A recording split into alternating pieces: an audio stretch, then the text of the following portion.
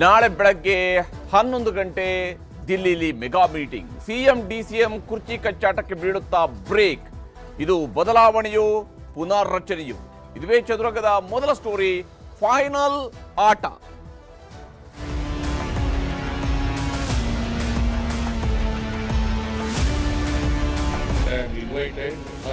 Right, Mr. Venugopal and me. ಹೋಗ್ತೀನಿ राहुल जी बात करेंगे वो चीज़ों पे. ಮೂವತ್ತಷ್ಟೇ ಪ್ರಿಸೈಸ್ ಇಲ್ಲಿವರೆಗೆ ನಾವು ಹೇಳ್ತಿದ್ವಿ ಬೇಗ ಇತ್ಯರ್ಥ ಅಂತ ಬಂದಿದೆ. ಈಗ ನಾಳೆ 11 ಗಂಟೆಗೆ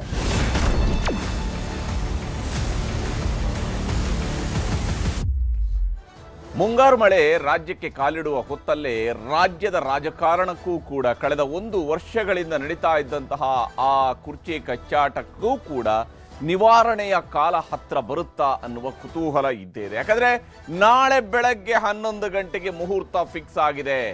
ನಾಳೆ ಬೆಳಗ್ಗೆ 11 ಗಂಟೆಗೆ ನಡೆಯಲಿರುವಂತಹ ಅತ್ಯಂತ ಮಹತ್ವದ ದೆಹಲಿಯ ಮಾತುಕತೆಯಲ್ಲಿ ಕರ್ನಾಟಕದ ಕಾಂಗ್ರೆಸ್ನಲ್ಲಿ ನಡೀತಾ ಇರುವ ಕುರ್ಚಿ ಕಚ್ಚಾಟಕ್ಕೆ ಅಂತಿಮವಾದಂತಹ ಉತ್ತರಗಳು ಸಿಗ್ತವ?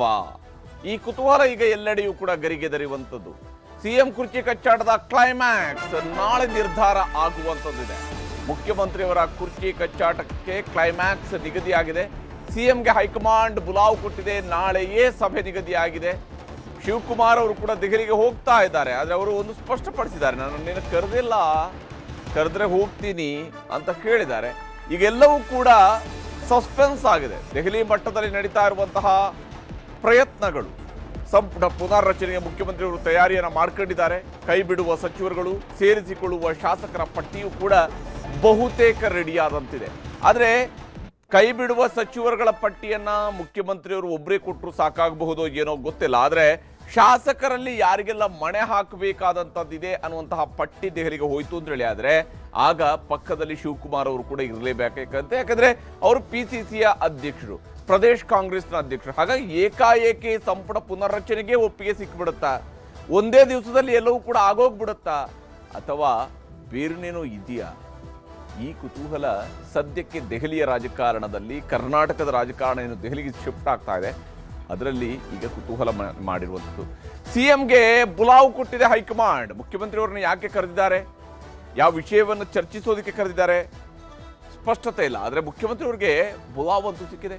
ಕಾಂಗ್ರೆಸ್ನೊಳಗಿನ ಬಹುನಿರೀಕ್ಷಿತ ಬುಲಾವ್ ಬಂದೇ ಬಿಡ್ತು.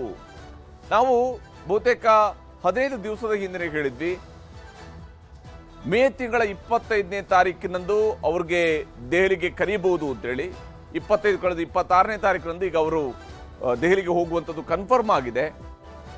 ಮುಖ್ಯಮಂತ್ರಿಯವರನ್ನ ದೆಹಲಿಗೆ ಕರೆಯಲಾಗಿದೆ. ಅಲ್ಲಿ ಸಿಎಂ ಸಿದ್ದರಾಮಯ್ಯನವರಿಗೆ ಹೈಕಮಾಂಡ್ ಅವರು ಕೊಟ್ಟಿರುವಂತಹ ಬುಲಾವ್ ಬಹಳ ಮಹತ್ವವನ್ನು ಪಡ್ಕೊಂಡಿದೆ. ಸಿದ್ದರಾಮಯ್ಯನವರನ್ನ ರಾಹುಲ್ ಗಾಂಧಿ ಅವರು ಕರೀತಾರೆ ಅನ್ನುವಂಥದ್ರ ಬಗ್ಗೆ ನಾವು ಹಿಂದೆನೇ ಹೇಳಿದ್ವಿ, ಯಾವ ರೀತಿಯಲ್ಲಿ ಈ ಒಂದು ಪ್ರಕ್ರಿಯೆ ನಡೀತಾ ಇದೆ ಅಂತ ಹೇಳಿ. ಅದರ ಪ್ರಕಾರವಾಗಿಯೇ ಈಗ ರಾಹುಲ್ ಗಾಂಧಿ ಅವರಿಂದ ಕರೆ ಬಂದಿದೆ. ಸಂಜೆಯೇ ಮುಖ್ಯಮಂತ್ರಿ ಸಿದ್ದರಾಮಯ್ಯನವರು ದೆಹಲಿಗೆ ಹೋಗ್ತಾ ಇದ್ದಾರೆ. ನಾಳೆ ರಾಹುಲ್ ಗಾಂಧಿ ಅವರ ಜೊತೆಗೆ ಅತ್ಯಂತ ಮಹತ್ವದ ಸಭೆ, ಕರ್ನಾಟಕದ ಕಾಂಗ್ರೆಸ್ಗೆ ಸಂಬಂಧಪಟ್ಟಂತೆ, ಇದು ಬಹುತೇಕ ಸರ್ಕಾರಕ್ಕೆ ಸಂಬಂಧಪಟ್ಟಂತೆ, ಪಕ್ಷಕ್ಕಿಂತ ಹೆಚ್ಚಾಗಿ ಸರ್ಕಾರದ ವಿಚಾರಗಳ ಬಗ್ಗೆ ಚರ್ಚೆ ಆಗುತ್ತೆ ಅಂತ ನಿರೀಕ್ಷಿಸಲಾಗಿದೆ. ಯಾಕಂದ್ರೆ ಉಪಮುಖ್ಯಮಂತ್ರಿಯವರನ್ನ ಕರೆದಿಲ್ಲ. ಉಪಮುಖ್ಯಮಂತ್ರಿಯವರು ಪ್ರದೇಶ್ ಕಾಂಗ್ರೆಸ್ ಸಮಿತಿ ಅಧ್ಯಕ್ಷರು. ಹೀಗಾಗಿ ನಾಯಕತ್ವ ಬದಲಾವಣೆ ಕುತೂಹಲಕ್ಕೆ ರಾಹುಲ್ ಗಾಂಧಿ ಅವರು ಏನಾದ್ರು ತೆರೆ ಎಳಿತಾರಾ? ಅದಕ್ಕೊಂದು ಅಂತಿಮ ಮುದ್ರೆಯನ್ನು ಒತ್ತುತ್ತಾರ ರಾಹುಲ್ ಗಾಂಧಿ ಅವರು? ನಾಯಕತ್ವ ಬದಲಾವಣೆ ಈ ವಿಚಾರಗಳಿಗೆ ಸಂಬಂಧಪಟ್ಟಂತೆ ಅಂತಿಮವಾದಂತಹ ಮುದ್ರೆ ಒತ್ತುತ್ತಾರ? ಸಂಪುಟ ಪುನರ್ರಚನೆಗೆ ಒಂದು ವೇಳೆ ಮುಖ್ಯಮಂತ್ರಿ ಸಿದ್ದರಾಮಯ್ಯನವರಿಗೆ ಗ್ರೀನ್ ಸಿಗ್ನಲ್ ಸಿಕ್ತು ಅಂತ ಹೇಳಿ ಆದ್ರೆ ಸರಿ, ನೀವು ಸಂಪುಟ ಪುನರ್ರಚನೆಗೆ ತಯಾರಿಯನ್ನು ಮಾಡ್ಕೊಳ್ಳಿ, ಹೊಸದಾಗಿ ಇಂತಿಷ್ಟು ಸಚಿವರುಗಳನ್ನು ನೀವು ಸಂಪುಟಕ್ಕೆ ಸೇರಿಸಿ, ಎಷ್ಟು ಜನರನ್ನ ಸಂಪುಟದ ಕೈ ಬಿಡ್ತೀರಿ, ಈ ರೀತಿಯ ವಿಚಾರಗಳ ಚರ್ಚೆ ಆಯ್ತು ಅಂತ ಹೇಳಿದ್ರೆ ಒಂದೊಂದು ಕನ್ಫರ್ಮ್, ಸಿದ್ದರಾಮಯ್ಯನವರಿಗೆ ಮುಂದಿನ 2 ವರ್ಷಗಳ ಕಾಲ ಅವ್ರನ್ನ ಅಲುಗಾಡಿಸೋದಕ್ಕೆ ಆಗೋದಿಲ್ಲ. ಒಂದು ವೇಳೆ ಬದಲಾವಣೆ ಆಗೋದಾದ್ರೆ ಅದು ನಾಳೆಯೇ ನಿಗದಿಯಾಗುತ್ತೆ. ನಾಯಕತ್ವ ಬದಲಾವಣೆಗೆ ಓಕೆ ಅಂದ್ರೆ ಶಿವಕುಮಾರ್ ಅವರಿಗೆ ಅವಕಾಶ ತೆರೆದುಕೊಳ್ಳಬಹುದು.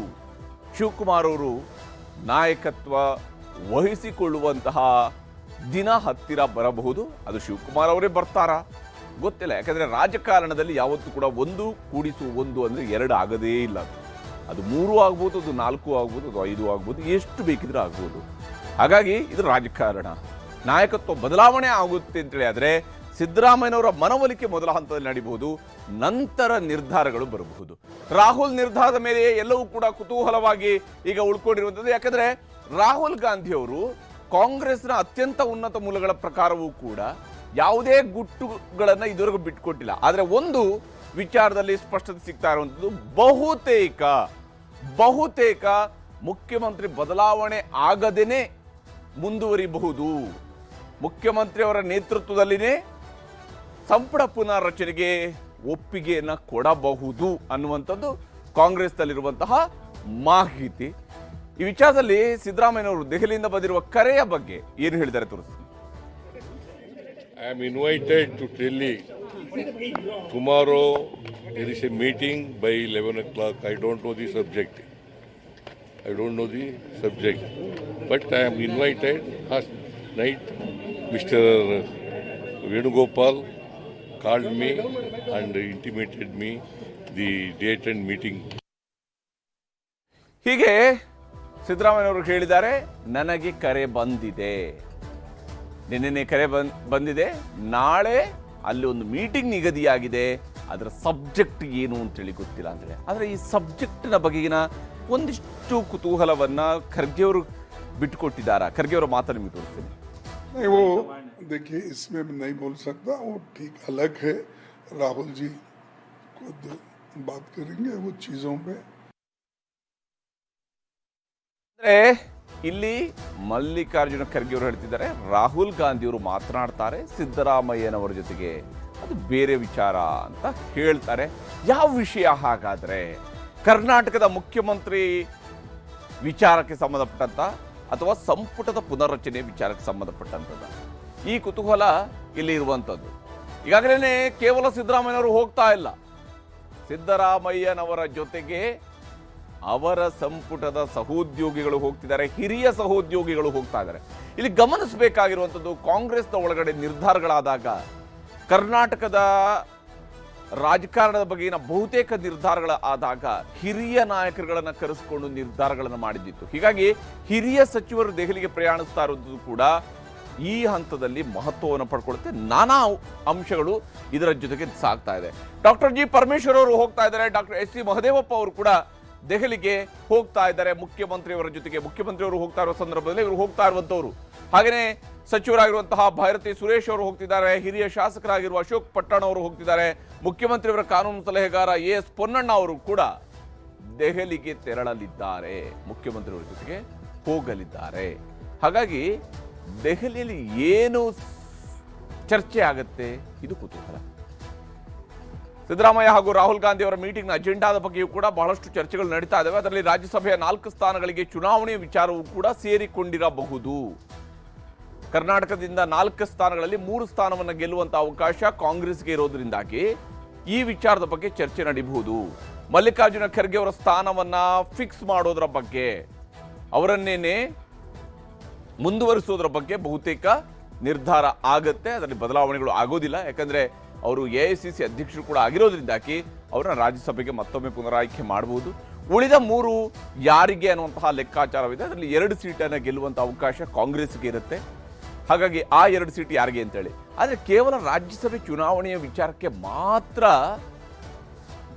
ಕೇವಲ ಸಿದ್ದರಾಮಯ್ಯನವರ ಜೊತೆಗೆ ಚರ್ಚೆ ಅಸಾಧ್ಯ. ಯಾಕಂದ್ರೆ ರಾಜ್ಯಸಭೆಯ ಚುನಾವಣೆಯ ವಿಚಾರಕ್ಕೆ ಬಂದಾಗ ಅಫ್ಕೋರ್ಸ್ ರಾಜ್ಯಸಭಾ ಸದಸ್ಯರನ್ನು ಆಯ್ಕೆ ಮಾಡುವಂಥದ್ದು CLP ಮೆಂಬರ್ಸ್, ಅಂದರೆ ಕಾಂಗ್ರೆಸ್ ಶಾಸಕಾಂಗ ಪಕ್ಷದ ಸದಸ್ಯರುಗಳು ಆಯ್ಕೆ ಮಾಡುವಂಥದ್ದು, ಅಂದರೆ ಶಾಸಕರು ಆಯ್ಕೆ ಮಾಡುವಂಥದ್ದು, ರಾಜ್ಯಸಭಾ ಸದಸ್ಯರ ವೋಟಿಂಗ್ ಇರುವಂಥದ್ದು.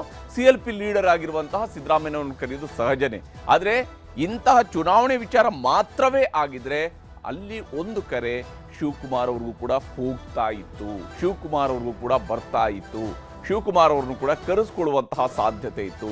ರಾಜ್ಯಸಭೆಗೆ ಯಾರನ್ನ ಸೇರಿಸಬೇಕು ಅನ್ನೋದ್ರ ಬಗ್ಗೆ ಚರ್ಚೆ ಆಗಬಹುದು, ಯಾರನ್ನ ಕಳಿಸ್ಬೇಕು ಅನ್ನೋದ್ರ ಬಗ್ಗೆ ಚರ್ಚೆ ನಡೆಯಬಹುದು. ಕರ್ನಾಟಕದಿಂದ ಯಾರನ್ನ ಕಳಿಸ್ಬೇಕು ಅಂತ ಹೇಳೋದ್ರ ಬಗ್ಗೆ ಚರ್ಚೆಗಳು ನಡೆಯಬಹುದು. ಹೀಗಾಗಿ ಸಿದ್ದರಾಮಯ್ಯನವರು ಹಾಗೂ ರಾಹುಲ್ ಗಾಂಧಿಯವರ ಸಭೆ ಈ ನಿಟ್ಟಿನಲ್ಲಿ ಮಹತ್ವವನ್ನು ಪಡ್ಕೊಂಡಿದೆ. ಹಾಗೆ MLC ಚುನಾವಣೆ ವಿಚಾರದಲ್ಲೂ ಕೂಡ ಖಾಲಿಯಾಗುವ MLC ಸ್ಥಾನಗಳಿಗೆ ಆಯ್ಕೆ ಪ್ರಕ್ರಿಯೆಗಳ ಬಗ್ಗೆಯೂ ಕೂಡ ಇಲ್ಲಿ ಚರ್ಚೆಗಳು ನಡೆಯಬಹುದು. ಅಂದರೆ ಇದು ಈಗ ನಮ್ಮ ಕಣ್ಣೆದುರಿಗೆ ಘೋಷಣೆಯಾಗಿರುವ 2 ಚುನಾವಣೆ ಇರೋದ್ರಿಂದಾಗಿ ಆ 2 ಚುನಾವಣೆಯ ಬಗ್ಗೆ ಇವರು ಚರ್ಚಿಸ್ತಾರೆ ಅನ್ನುವ ಒಂದು ಮಾಹಿತಿ ಅಷ್ಟೇನೆ. ಆದರೆ ನಿಜಕ್ಕೂ MLC ಮತ್ತು ರಾಜ್ಯಸಭಾ ಚುನಾವಣೆಯ ವಿಚಾರಕ್ಕೆ ಸಂಬಂಧಪಟ್ಟಂತೆ ಚರ್ಚೆ ಆಗೋದಿದ್ರೆ ಆಗ ಅದು ಸಿದ್ದರಾಮಯ್ಯನವರ ಜೊತೆಗೆ ಒಬ್ಬರ ಜೊತೆಗೆ ಮಾತ್ರ 1-to-1 ಮೀಟಿಂಗ್ ಆಗುವಂಥ ಸಾಧ್ಯತೆ ಕಡಿಮೆ ಇದೆ. ಆದರೆ ಇದು ಒಂದು ಭಾಗವಾಗಿ ಚರ್ಚೆ ಆಗಬಹುದು. MLCಯಲ್ಲಿ ನಾವು ಮ್ಯಾಕ್ಸಿಮಮ್ ಗೆಲ್ಲಬೇಕು, ರಾಜ್ಯಸಭೆಯಲ್ಲಿ ಇರುವಂಥ ಅವಕಾಶಗಳನ್ನು ಬಳಸಿಕೊಂಡು 3ಕ್ಕೆ 3 ಸ್ಥಾನ ಗೆಲ್ಲಬೇಕು, 4ರಲ್ಲಿ 3 ಸ್ಥಾನ ನಮ್ಮದಾಗಬೇಕು. ಈ ನಿಟ್ಟಿನಲ್ಲಿ ಚರ್ಚೆಗಳು ಮಾಡಬಹುದು. ಖಾಲಿಯಾಗುವಂಥ MLC ಸ್ಥಾನಗಳ ಆಯ್ಕೆಯ ಬಗ್ಗೆಯೂ ಕೂಡ ಚರ್ಚೆ ಆಗಬಹುದು. ಖಾಲಿಯಾಗುವ 7 ಸ್ಥಾನಗಳ ಪೈಕಿ ಕಾಂಗ್ರೆಸ್ಗೆ 5 ಸ್ಥಾನಗಳನ್ನು ಗೆಲ್ಲುವ ಅವಕಾಶ ಇದೆ. ಆ ಮೂಲಕ ಮೇಲ್ಮನೆಯಲ್ಲಿ ಬಹುಮತವನ್ನು ಕೂಡ ಕಾಂಗ್ರೆಸ್ ಪಡ್ಕೊಳ್ಳಲಿದೆ. ಈ ಕಾರಣಕ್ಕೆ ಆ ಒಂದು ಪ್ಲಾನ್ ಅನ್ನು ಮಾಡ್ಕೋಬಹುದು. ಬಿಜೆಪಿ JDS ನವರು ಮೈತ್ರಿ 2 ಸ್ಥಾನಗಳನ್ನು ಗೆಲ್ಲುವಷ್ಟು ಶಾಸಕ ಬಲ ಅವ್ರಿಗಿರುವಂಥದ್ದು. BK ಹರಿಪ್ರಸಾದ್ ಅವ್ರನ್ನ ಮುಂದುವರಿಸೋದ್ರ ಬಗ್ಗೆಯೂ ಕೂಡ ಚರ್ಚೆಗಳು ನಡೀಬಹುದು. BK ಹರಿಪ್ರಸಾದ್ ಅವ್ರನ್ನ 2ನೇ ಅವಧಿಗೆ MLC ಆಗಿ ಮುಂದುವರಿಸೋದ್ರ ಬಗ್ಗೆ, ರಾಜ್ಯದಲ್ಲಿನ SIR ಪ್ರಕ್ರಿಯೆಗಳ ಬಗ್ಗೆಯೂ ಕೂಡ ವಿಶೇಷವಾಗಿ ಚರ್ಚೆ ಆಗಬಹುದು. ಯಾಕಂದರೆ SIR ವಿಚಾರವನ್ನ ರಾಹುಲ್ ಗಾಂಧಿ ಅವರು ಕೂಡ ಅತ್ಯಂತ ಗಂಭೀರವಾಗಿ ತೆಗೆದುಕೊಂಡಿದ್ದಾರೆ. ಈ ವಿಚಾರದ ಬಗ್ಗೆ SIR ಬಗ್ಗೆ ಆದರೆ ಹೆಚ್ಚಿನ ಚರ್ಚೆಗಳು ಸಿದ್ದರಾಮಯ್ಯನವರ ಜೊತೆಗೇ ನಡೆಸ್ತಾರೆ. ಯಾಕಂದರೆ ಅಲ್ಲಿ ಮುಖ್ಯಮಂತ್ರಿಯವರಾಗಿ ಅವರ ಒಂದು ನಿರ್ಧಾರಗಳು ಕೂಡ ಬಹಳ ಮುಖ್ಯ ಆಗುತ್ತೆ SIR ಬಗ್ಗೆ. ಹಾಗಾಗಿ ಸಿದ್ದರಾಮಯ್ಯನವರ ಜೊತೆಗೆ SIR ವಿಚಾರದಲ್ಲೂ ಕೂಡ ಚರ್ಚೆ ನಡೆಸಬಹುದು. ಇನ್ನು ಆಯೋಗದ ಕೆಲಸದ ಮೇಲೆ ಸರ್ಕಾರದ ನಿಗಾ ಇಡುವಂತಹ ವಿಚಾರದಲ್ಲಿ ಅಂದರೆ ಯಾವ ರೀತಿಯಾಗಿ SIR ಪ್ರಕ್ರಿಯೆ ನಡೆಯುತ್ತೆ ಅನ್ನೋದ್ರ ಬಗ್ಗೆಯೂ ಕೂಡ ಚರ್ಚೆಗಳಾಗಬಹುದು. ಅಧಿಕೃತ ಮತಗಳ ಡಿಲೀಟ್ ಬಗ್ಗೆ ಜನಾಂದೋಲನವನ್ನು ರೂಪಿಸುವುದರ ಬಗ್ಗೆಯೂ ಕೂಡ ಚರ್ಚೆಗಳು ನಡೀಬಹುದು. ಕಾಂಗ್ರೆಸ್ ನಡೆ ಮತ ರಕ್ಷಣೆಯ ಕಡೆ ಅನ್ನುವಂಥದ್ರ ಬಗ್ಗೆ ಆ ಒಂದು ಘೋಷಣೆ ಅಡಿಯಲ್ಲಿ ಹೋರಾಟ ರೂಪಿಸುವಂಥದ್ದಕ್ಕೆ ಚರ್ಚೆಗಳನ್ನು ಮಾಡಿಸ್ಬೋದು. ಆದರೆ ಇದು ಒಂದು ಭಾಗ.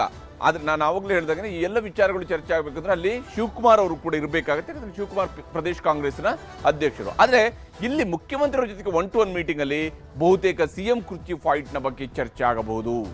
ಈ ವಿಚಾರದಲ್ಲಿ ರಾಹುಲ್ ಗಾಂಧಿ ಅವರ ಮನಸ್ಸಿನಲ್ಲಿ ಏನಿದೆ, ಅವರ ಐಡಿಯಾ ಏನಿದೆ ಅನ್ನುವಂಥದ್ದು ಗೊತ್ತಾಗಬೇಕು. ಹೆಚ್ಚುವರಿ DCMಗಳ ನೇಮಕ ಸಾಧ್ಯತೆಯ ಅವಕಾಶಗಳ ಬಗ್ಗೆಯೂ ಕೂಡ ಚರ್ಚೆ ಆಗಬಹುದು. ಯಾಕಂದರೆ ಮುಖ್ಯಮಂತ್ರಿ ಬದಲಾವಣೆ ಆಗಿಲ್ಲ ಅಂತೇಳಿ ಆದರೆ ಶಿವಕುಮಾರ್ ಅವ್ರನ್ನ KPCC ಅಧ್ಯಕ್ಷ ಸ್ಥಾನದಲ್ಲೇ ಮುಂದುವರಿಸಿಕೊಂಡು ಒಬ್ಬರೇ ಉಪಮುಖ್ಯಮಂತ್ರಿ ಬದಲಿಗೆ ಇನ್ನೊಂದಿಷ್ಟು ಜನರು ಉಪಮುಖ್ಯಮಂತ್ರಿ ಮಾಡಬಹುದು. ಸಂಪುಟ ಪುನರ್ರಚನೆಗೆ ಒಪ್ಪಿಗೆಯನ್ನು ಕೊಡಬಹುದು. ಸಂಪುಟ ಪುನರ್ರಚನೆಗೆ ಸಂಬಂಧಪಟ್ಟಂತ ಪ್ರಾಥಮಿಕವಾದಂಥ ಚರ್ಚೆ ಆಗಬಹುದು. ಪುನರ್ರಚನೆಗೆ ಮತ್ತೆ ಸಮಯ ತೆಗೆದುಕೊಳ್ಬಹುದು. ಆದರೆ ಪುನರ್ರಚನೆಯ ವಿಚಾರಗಳ ಬಗ್ಗೆ ಚರ್ಚೆ ಮಾಡಬಹುದು. KPCC ಅಧ್ಯಕ್ಷರ ಬದಲಾವಣೆಯ ಸಾಧ್ಯತೆಗಳ ಬಗ್ಗೆಯೂ ಕೂಡ ಚರ್ಚಿಸಬಹುದು. ಒಂದು ವೇಳೆ ಶಿವಕುಮಾರ್ ಅವರನ್ನ ಬದಲಾವಣೆ ಮಾಡದಿದ್ರೆ ಏನು ಆಯ್ಕೆಗಳಿದ್ದಾವೆ, ಶಿವಕುಮಾರ್ ಅವರಿಗೆ ಯಾವ ರೀತಿಯಾದಂತಹ DK ಶಿವಕುಮಾರ್ ಅವರಿಗೆ ಯಾವ ಸ್ಥಾನಮಾನ ಕೊಡಬೇಕು, ಈ ವಿಚಾರದ ಬಗ್ಗೆ ಚರ್ಚೆಗಳು ನಡೀಬಹುದು.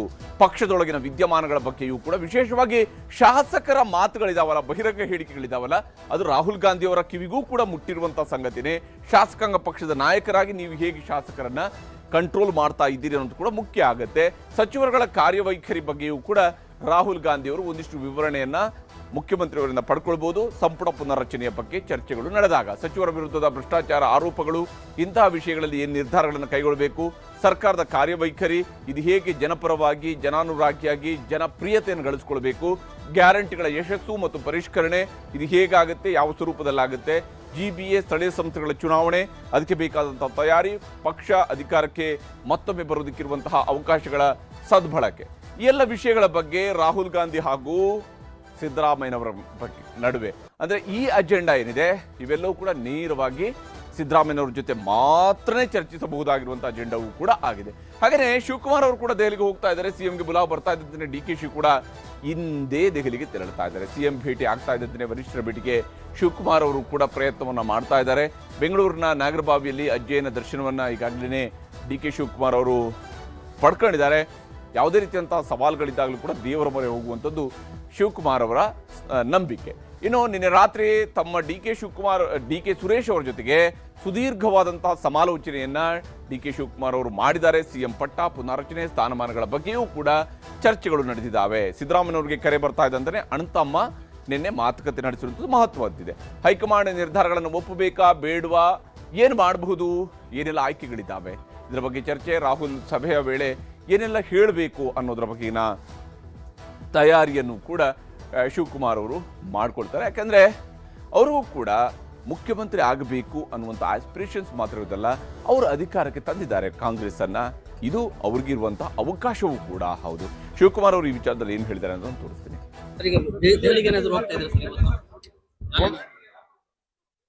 ಕೆಲವು ಸಂದರ್ಭದಲ್ಲಿ ಹೋಗ್ಬೇಕಾಗ್ತದೆ, ಹೋಗ್ತಾ ಇದ್ದೀನಿ.